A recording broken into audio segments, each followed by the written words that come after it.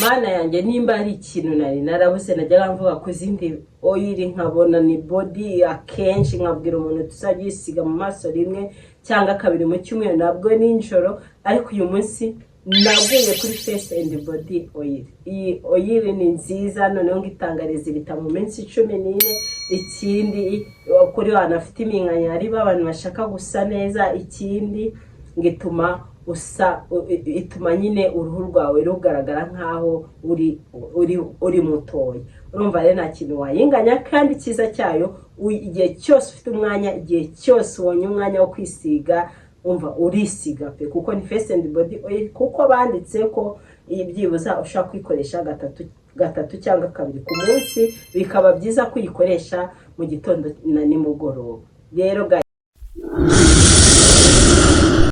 guhaye ikaze ku gicumbi cy'ubwiza niba uri mushyashya hano ngiye nitwa Cyusa Edouce. Niba ukunda kwambara neza gusa neza ikigeretse kuri ibyo ukaba ushaka gukorera amafaranga cyangwa ukunda gukorera amafaranga ndagushishikariza gukora subscribe wangiza ugakanda kuri ako kazajya karikurande kugira ngo igihe cyose na uploadinze video uzajye ubona aka notification.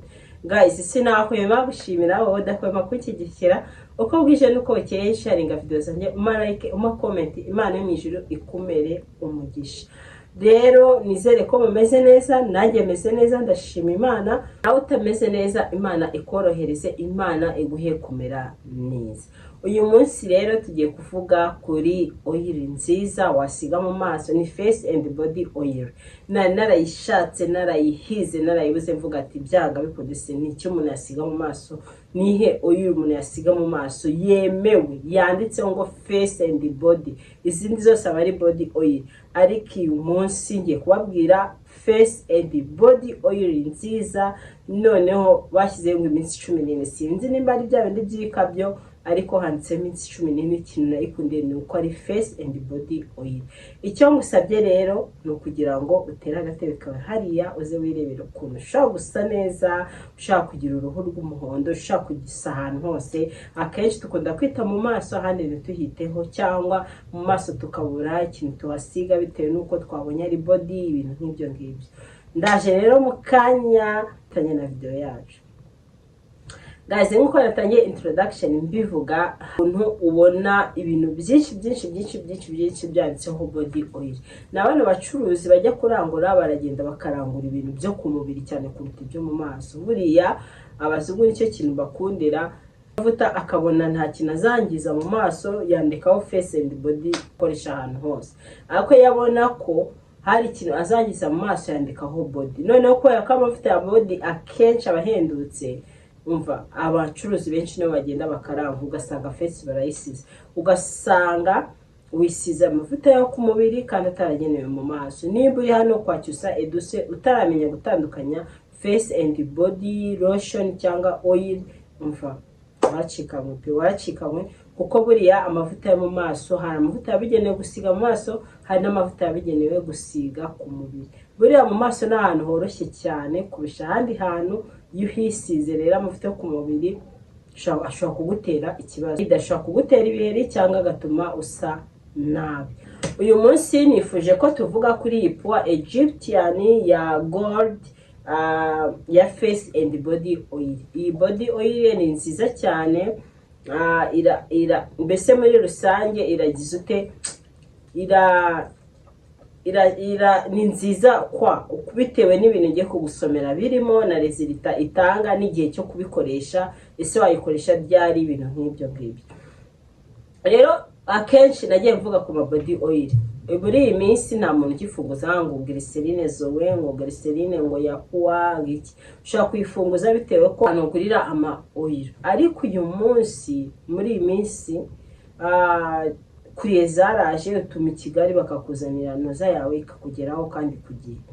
Uyu munsi rero naravuze ati uwavuga kuri iyi face and body oil ko ari nziza kwitangariza ibita nziza kitatukuza kwitagira ute nawe ukayimenya ukazayikoresha ukajya urinda. Hari abantu bajyaga bagura ama oil atandukanye ama vitamine amaki ariko nkavuga ati kujya bibe byiza ujye uyisiga nijoro. Ariko iyi ngiyi mwumvishe ibintu bavuze wase kukume bitandukanye n'ayandi ma oil nigeze kuvuga hano.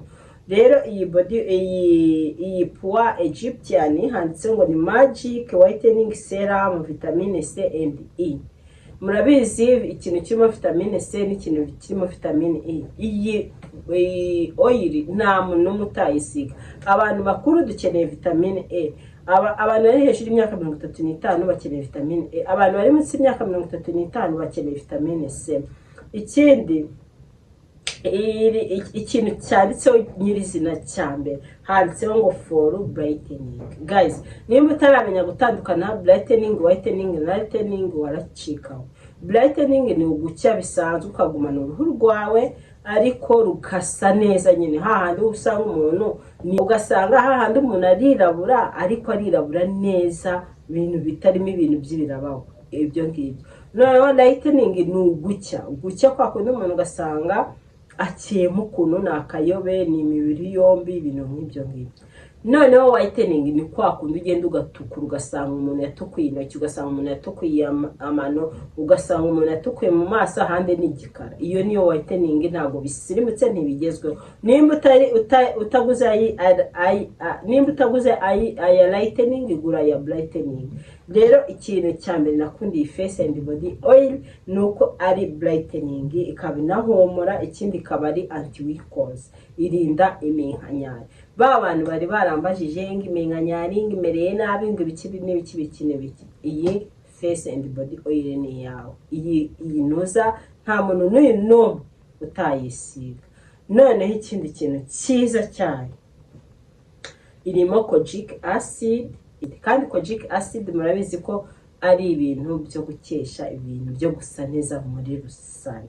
Ikintu cyose uzagenda ugasangamo harimo kojic acid uzakigure, amavuta bari meza. Noneho ikindi kintu cyanangaje, ngi refreshinga igatuma lookinga skin yawe, igatuma lookinga nkaho uri mutoya cyane. Urumva ba bantu twagaragaraga nkaho dusa nkaho dukuzemo, tugiye kwibera abana, tubabanya abana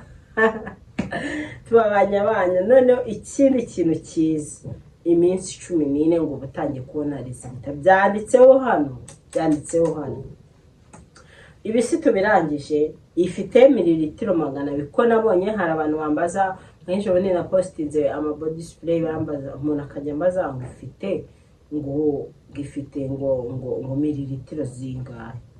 Urumva rero ifite mililitiro 200. Noneho ikindi kintu cyiza cyayo, cyiza cyane nakunze ko resulta uzibona morning and evening. Ushobora kwisiga mu maso, ukanayisiga nimugoroba.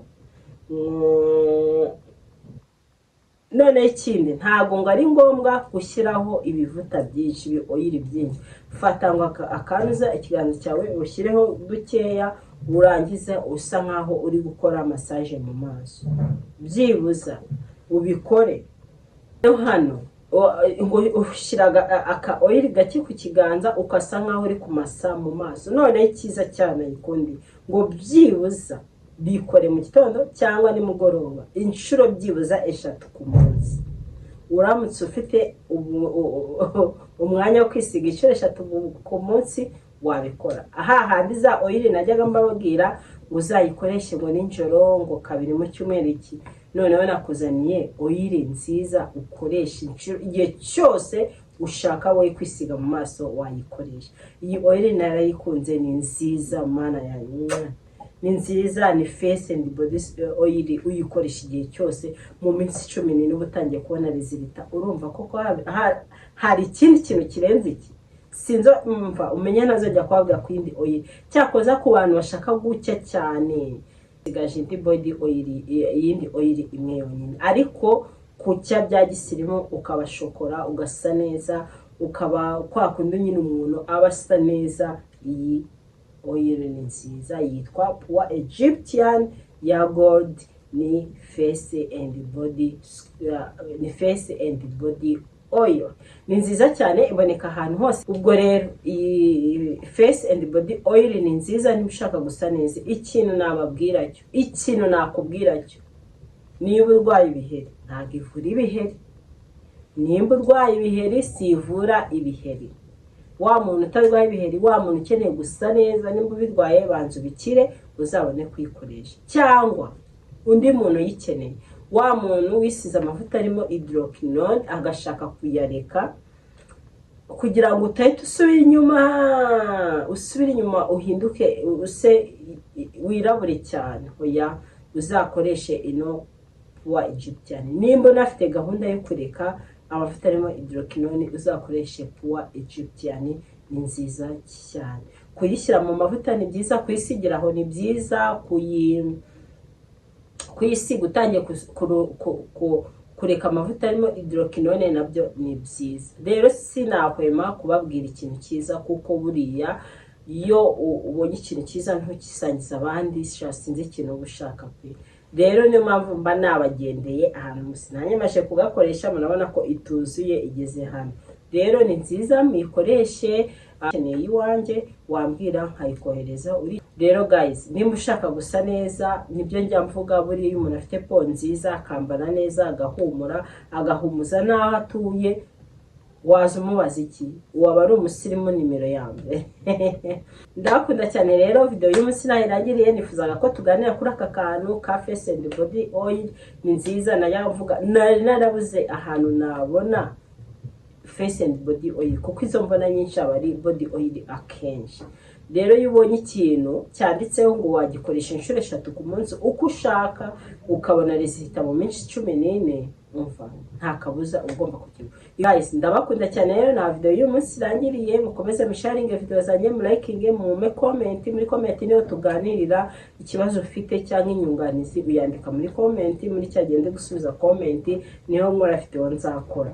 Rero ikindi, nimba utaraza ngo nkwambike neza bijyanye nuko uteye, mu byandishiriza amabara byose ndabifite, yaba amakanzu, amajipo, byose ndabifite. Muze mbambike neza bijyanye nuko muteye. Nkorera mu mujyi wa Kigali muri Tropical Plaza imbere ya TDM. Ikindi, uramutse na nimero yanjye ufite muri telefone yawe, urugomba ibintu byinshi cyane, nyandikira kuri iyo nimero umbwete cyusa saving no nimero kujyanye na status zawe, ako kanya mutambikora. Ikindi, wowe udasharinga inshuti zawe ukabyihererana, ukahora ushaka kuba wumva ko wasa neza wenyine, uri mu makosa. Ikindi, abantu basharinga video zanjye, Imana ijye ibamera umugisha. Umuntu ujye umwatumva iyo wasohoye video muhagararana abantu bo ku kazi bangatimba, murabizi ko cyusa yasohoye video gusa neza cyangwa kugira ute, bakahita bakora bakahita bareba. Ubwo rero nimba ubyihererana ukora muri office, ukaba uri kureba cyusa edose wenyine, utari gusharinga inshuti zawe, uri gukora amakosa. Sharinga abandi bamenye ibyiza byo kubusa neza, byo guhumura, byo gutura ahantu heza hahumura, byo kwambara neza. Umuntu yambaye neza, umuntu wari wese, nta muntu n'umwe utamwubaha. Rero nimba utarafollowinga kuri Instagram yanjye warahombye, nimba utarafollowinga kuri TikTok yanjye warahombye. Twigiraho ibintu bigiye bitandukanye, ushobora kwigira kujyanisha, ushobora kwigira. Guys, rero mureke dusoreze video y'uyu munsi aha ngaha, na next video. Bye.